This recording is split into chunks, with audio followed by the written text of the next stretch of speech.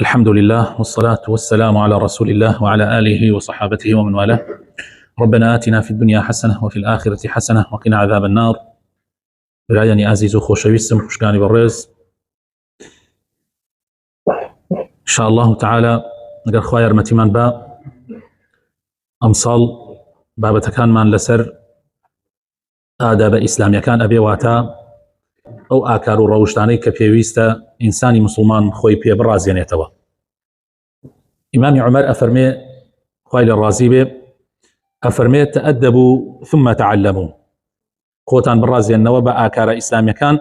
پێش ئەوەی فێر ببن، چونکە ئەگەر ئینسان ئاکار و ڕەوشتی جوان نەبوو، بە پێی شەریعەت نەبوو، چەندێک فێر ببێت لە دینا هیچ سوودی نییە. خەڵکانێک هەیە زۆر زانان، یعنی شت زۆر ئەخوێننەوە، شارەزایەکی باشیان هەیە، بەڵام بەداخەوە ڕەوشت و ئاکاریان مسلمانانە نییە، یعنی وەکو مسلمان هەڵس و کەوت ناکەن. بۆیە بەڕاستی ئەوانە ئەبن بەبار بەسەر دینی ئیسلامەوە. خۆ ئێستا ئەگەر قیاس لە ئیسلامە بە پێی علم بێ، شەیطان لە هەموو خەڵک عالمترە، شەیطان لە هەموو خەڵک عالمترە، بەڵام بەداخەوە علمێک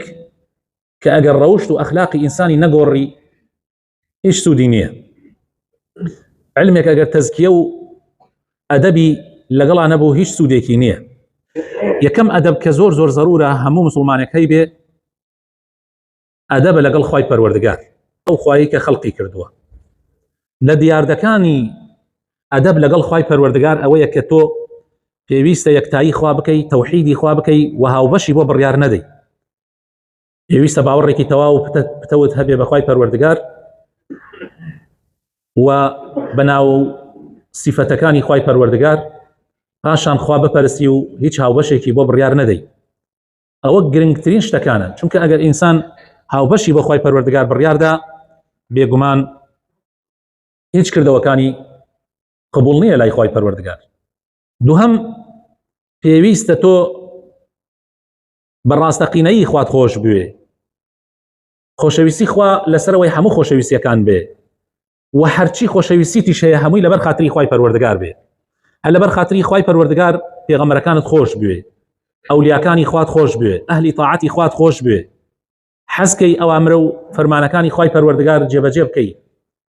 حەزکەی دوور بگری لە قەدەغە کراوەکانی خوای پەروەردگار. هەموو ئەمانە لەبەر خاتری خۆشەویستی خوا بێ. و خۆشەویستی هیچ کەسێکیش نەدەیتە سەر خۆشەویستی خوای پەروەردگار، چونکە هەر کاتێک خۆشەویستی باوک، دایک، برا، خوشک، قزم، عەشرەت،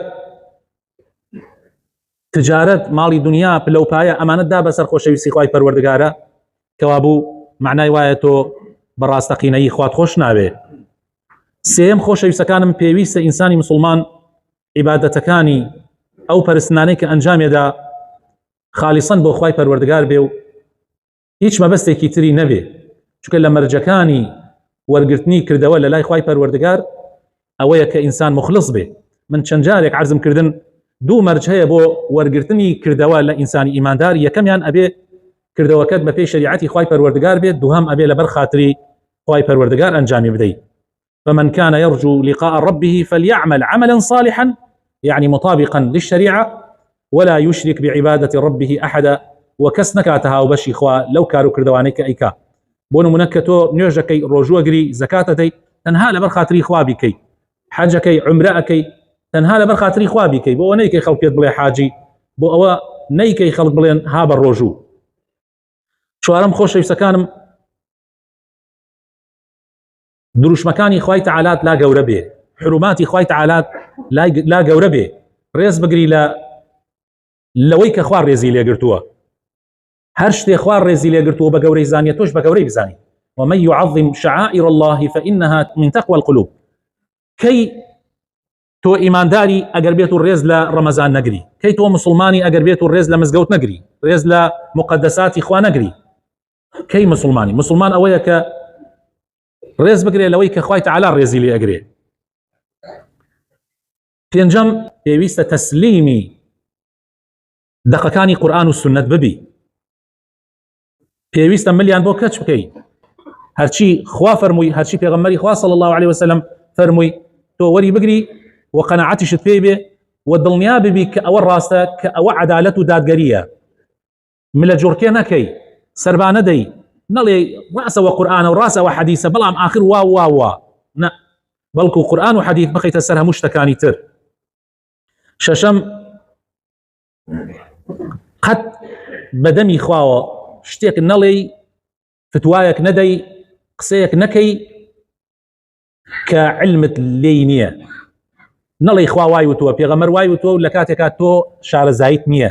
شتێک لە سەتا سەد قەناعەتت نەبوو کە ئایەت و حەدیثە یان شەریعەتی خوایە قەت نەیڵێی. حەوتەم پێویستە شکری خوا بکەی لەسەر ئەو نیعمەتانەی کە خوای پەروەردگار بە تۆ داوێتی شکرکردنیش بە دڵ پاشان بە زمان پاشان بە ئەندامەکانی لاشت پێ تۆ دیار بێ کە تۆ سوپاسگوزاری خوای پەروەردگاری. هەشتم چاودێری خوا بکەی لە هەموو گفتار و کردارێکدا هەستکەی کە خوا مراقەبەتەکە هەر قسەیەکە ئەیکەی هەستکەی کە خوا پێ ئێزانێ با خەڵکیش نەیزانێ با خەڵکیش ئاگادار نەبن هەر کارێکە ئەنجامی دەی هەستکەی کە خوا ئەدبینێ و کامیرەی ئیلاهی چاودێریت ئەکا تۆماریەکە با خەڵکیش نەزانێت لەبەر خاتری خوا بجوولێتەوە لەبەر خاتری خوا هەڵسو کەوت بکەی شرم لە خوا بکەی قەت خوا لە شوێنێکە نەتبینێ کە قەدەغەی لێ کردووە و قەتیش لە شوێنێکە نادیار نەبی کە خوا ئەمری پێی کردووە. دەیەم پێویستە ئەگەر تووشی هەڵەیە کاتی لە ژیانەوە هەمومانیش وەکو مرۆڤ تووشی هەڵا ئەبین تەوبە بکەیت و زوو بگەڕێیتەوە و بێ ئومێد نەبی لە ڕەحمەتی خوای پەروەردگار. یانزەیەم پێویستە ئینسانی مسلمان ترسی خوا هەردەم لە ناو دڵیا هەبێ چەندیە خوات خۆشەوێ بەڵام ئەبێ لەیشی بترسی تۆ ئەڵەی خوا غەفور الرحیمە زۆر بەڕەحمە زۆر بەبەزەیە بەڵام ئەبێ بیشزانی کە خوای تەعالا شەدید العقابە ئەبێ لەیشی بترسی تەنها خۆشەویستی بەتەنیا کافی نییە بەڵکو ئەبێ ترسیشی لەگەڵا بێ عیبادەت لە بینی خەوف و ڕەجایە ئینسانی مسلمان ئەبێ لە خوایش بترسێ وەکو چۆن خۆشی ئەبێ. دوانزەیەم ئەبێ دائیمەن گومانت باش بێ بە خوای تەعالا قەناعەت دوابێ هەر شتێک خوا بڕیاری لەسەردا یان خوا بۆتی کرد ئەوە خێری تۆی تایە قەت ناشکری دەرنەبڕی قەت وان دەری نەخەی کە یعنی وا لە کردارتە حتا لە دڵتە و لە گفتارەکانتە و لە کردارەکانیشتا قەت ئەوە دەرنەکەوێت کە تۆ بە قەزا و قەدەری خوا ناڕازیت ئەمە بێئەدەبیە بەرامبەر بە خوای تەعالا گەر تۆ وابی ئەبێ ئەو پەڕی ڕازی بی خوای تەعالا هەر شتێکی بەسەر تا هێنات دڵنیا بە کە ئەوە خێری تۆی تایە و لەبەر خاتری خۆت خوای تەعالا ئەوانت بۆ ئەکا. سیانزەیەم خاڵ پێویستە ئینسانی مسلمان بە ئەو پەڕی جوانیەوە نوێژەکانی ئەنجام بدات دین و دیندارەتی لە نوێژا دەرەکەوێ هەر کەسێک ئەگەر بتانەوێت بیناسنەوە تەماشای نوێژەکانی بکەن زانم ئەو کەسە چەندێک لەگەڵ خوایە مەزبوطە چەندێک لە کاتی خۆیان نوێژەکانی ئەنجامەدات چەندێک خەمی نوێژەکانیەتی. چواردەیەم لە ئەدەب لەگەڵ خوایە ئەوەیە کە تۆ لە کاتی نوێژ و تاعاتەکانتە خوشوعت هەبێ لەزەتی لێ ببینی لە نوێژ لەزەت ببینی لە ڕۆژوو لەزەت ببینی لە زەکاتدان لەزەت ببینی و چێش ببینی هەر کاتی ئەمەت تیا بوو ئەوە بەڵگەیەکەوە تۆ ئەدەبت هەیە لەگەڵ خوای پەروەردگارە. پانزەیەم زمانت ئەندامەکانی لاشت دوور بگری لە هەموو شتێکی ناشرین یعنی قسەی خراپ بەدەمتانەیە قەت قسەی ناشرین و بێئەدەبی و هەندێک قسە هەیە لە ناو خەڵکا گوێندان و ئەوانە لە تۆیان نەبێ چونکە تۆ خوای تەعالا زمانی پێدای بۆ ئەوە پێی نەداوی جمێنی پێ بدەی قسەی ناشرینی پێ بکەی خوای تەعالا چاوی بە تۆ داوە بۆ ئەوەی نەیداوە پێت تۆ نافەرمانی خوای پەروەردگاری پێوە بکەی خوای تەعالا گوێ بە تۆ داوە حەیفە ئەو گوێچکە ئەو بیستنە لە شوێنێکا بەکاری بێنی کە خوا پێی ناخۆشە. هەروەها هەموو ئەندامەکانی لاشت لە دیاردەکانی بێئەدەبیش لەگەڵ خوایە ئەوەیە کە گاڵتە بکەی بە شەریعەتی خوا پەناماندا هەر کاتێک گاڵتەت کرد بە ئاەتێکی قورئان یا بە حەدیثێکی پێغەمبەری خوا صلی الله عليه وسلم یا بە حکم و بە یاسایەک لە یاساکانی خوا و پێغەمبەری خواوە دلیل ئەوەیە کە تۆ بێئەدەبی بەرامبەر خوا پەناماندا. هەروەها بێئەدەبی لەگەڵ خوایە ئەوەیە کە کاتێک کەسانێک ئەمریان بە چاکە کرد نەهیان لە خراپە کرد تۆ گاڵتەیان پێ بکەی تۆ لە شەئنیان کەم بکەیتەوە تۆ لە قەدریان دابەزێنی هۆکاربی بۆ ئەوەی دەرسی قورئان نەمێنێ بۆ ئەوەی کەس شەریعەت نەخوێنێ خەڵک سارد بکەیتەوە لە دەرسی قورئان و ئەوانە خوا پەنامانداوە دلیلی بێئەدەبیە. هەروەها لە دیاردەکانی بێئەدەبیش ئەوەیە کە خوا پەناماندا هەر لەسەر گوناح و سەرپێچیکردن بەردەوام بی ئێهمالی لە نوێژەکانتە لە ڕۆژووە پارەی زەکات لاتە نایدەی خەڵکی فەقیر و هەژار ئەبینی محتاجن حسابیان بۆ ناکەی ئەسڵەن گویان پێ نادەی ئەبینی مسلمانان قەتڵ و عامەکرێن ئەکوژرێن هیچ قوتورە بەدڵتان نایە و خەم و خەفەتێک نییە لەناو دڵتە بەڵکو جار جار ئەڵێ دەستیشان خۆش بێ کۆرە با بیکەن والله برای نەجاری وایە شتوە ئەبینی هەروە زۆر عەجایب دێ کاتی ئەبینی مسلمانێک لەبەر خاتری خوا ئەکوژرێ لەبەر خاتری خوا عیدامەکرێ لەبەر خاتری خوا تعدای لێکرێ تۆش لێرە دەست دێنیتە دڵا و بەڵکو جار جار دەستخۆشیەکیش لەو کەساناکەی کە ئەو کارە ئەکەن خوا پەنامەمدا ئەو گوناحەکەکە ئەو قەتڵ و عامەکەکە ئەو خراپەکەکە تۆش لەگەڵ یا بەشداری لە ڕۆژ قیامەتە خوا پەنامەمدا هەروەها لە دیاردە ناشرینەکان یان لەو دیاردانەی کە بەڵگەیە لەسەر ئەوەی کە ئینسان بێئەدەبە بەرامبەر خوای پەروەردگار ئەوەیە کە زوڵم لە خەڵکی بکەی پارەی خەڵکی بخۆی شەرەف و ناموسی خەڵک هەتک بکەی خوێنی خەڵک بڕێژی بە ناحەق بەڕاستی زوڵمکردن زوڵماتە لە ڕۆژی قیامەت ستەمکردن تاریکیە لە ڕۆژی قیامەتە خوا پەنامەمدا